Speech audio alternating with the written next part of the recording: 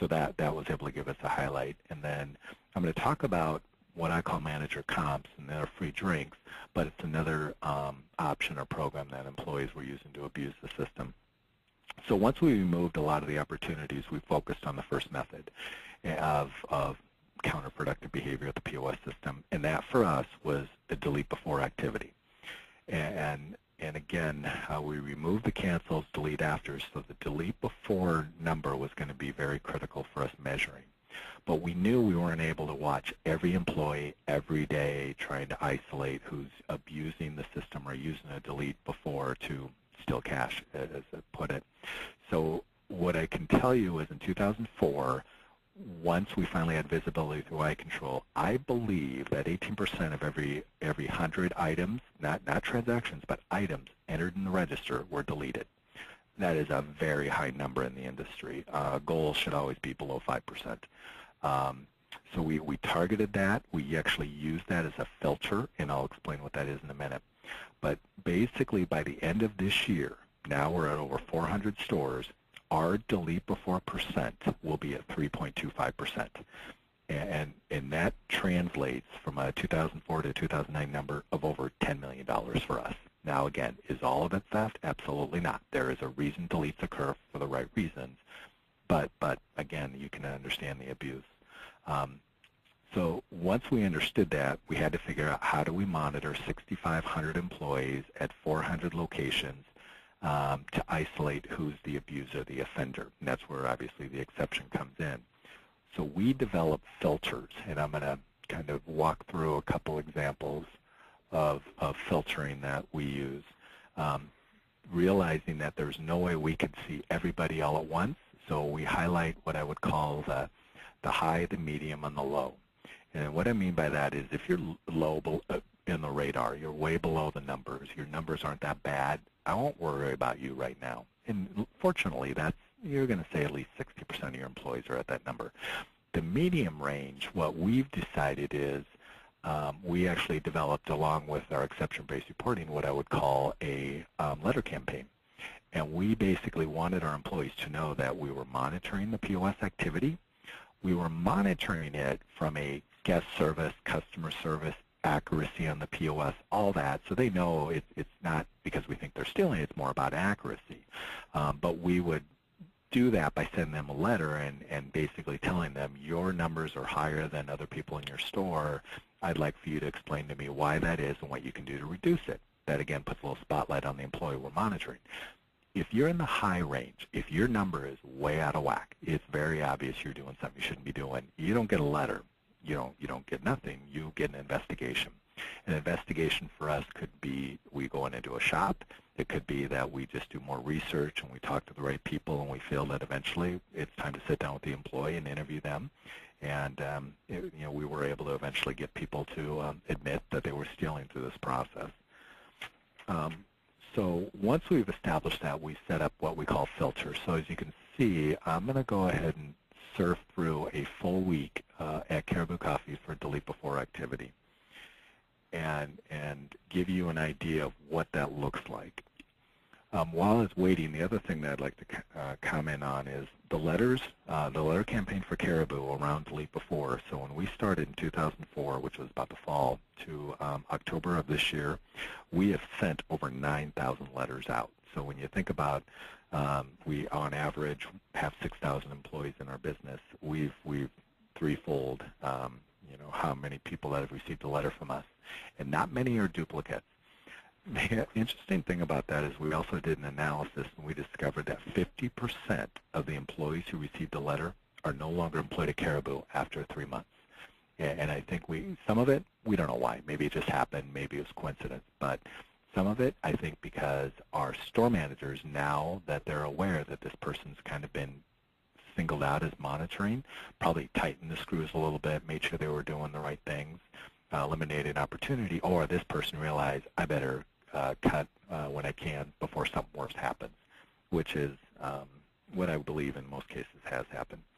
So I'm bringing up about 2 weeks ago filter, and I'll give you an idea of how we looked at it. So the first thing is we say if an employee processes or has, let's say, roughly 50 deletes in a week. We used a week because there's no way we can look at everybody every day, and it doesn't give you a true snapshot of what they're doing by day. It's got to be a longer duration. And if we monitor how many items they actually enter in the POS system, and that would be on average, let's say our filter was 500, so they had to enter at least 500 items in. And then finally, we want to say of the 100 items entered, what percent would be deleted. And our target number was 8%. And we apply the filter. And if you noticed at the time there were 4,500 employees we monitored, we're now down to 67. So that's how we filter out the high, the medium, and the low. And then once we started identifying who's the bigger number, we could say, okay, if you look at Tyler Peterson, Tyler has had 382 deletes, but has rung up 886 items. So the question is, what's driving that? And when you filter into the checks, you can learn some of it very easily. One is, it very well could be a quantity error. Let's say that they accidentally push 99. Well, you delete 99, that's a high quantity. It also depends on the other type of checks that it could be, and I'll talk about some specific ones here in a minute.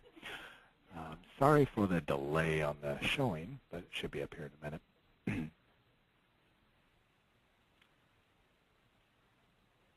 All right, so when you look at, move this over here. When you look at the 338 they deleted in one transaction, that tells you why she was so high at 382. So if I pull up that transaction, I picked the wrong one, sorry about that. Okay, so it's the 1050. You look at the transaction, she deleted 84 Cokes, 85 Cokes, 99 coffees, 70 coffees. Could be a training issue, could be they were playing on the register, which for us, we look at both. Even if you're training, we don't teach you to ring in and delete that many items. So that's not necessarily a behavior we expect, as well as when it comes to just playing on the register, we definitely don't expect that, and we call it out every time. So now what I want to do is get into an actual case where you can see it was very apparent once we had visibility that the employee was taking advantage of us through this program. So, all right, let me get back to the beginning. It's going to be a little bit of a filter. We actually will start in 2004 since that was where we had our first real case.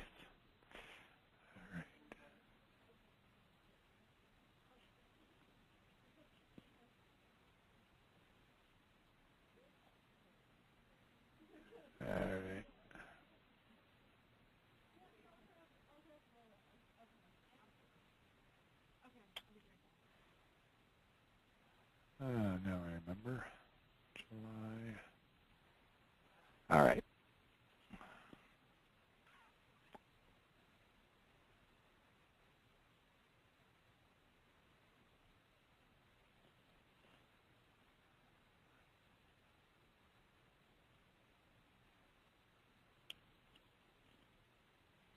Sorry for the delay, I'm almost there. All right, so what I did was by server, we would sort, and you'll see, I believe at the time we're going to have about 2,700 employees. Again, back then we didn't have as many. Now we have even less than I thought.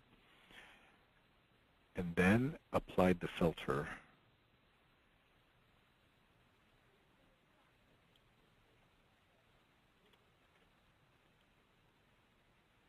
And the filtering has really helped us and try to, again, cut to the chase a lot quicker. So if you've used it, I think you've learned it very quickly. If you haven't, I would strongly recommend it so you can weed out some of the information. All right, so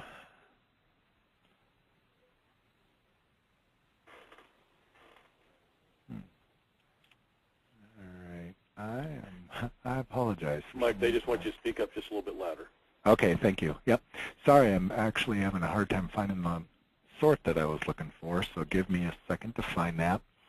And the reason I want to show you that is, again, I think you'll see it's very apparent what this person was doing.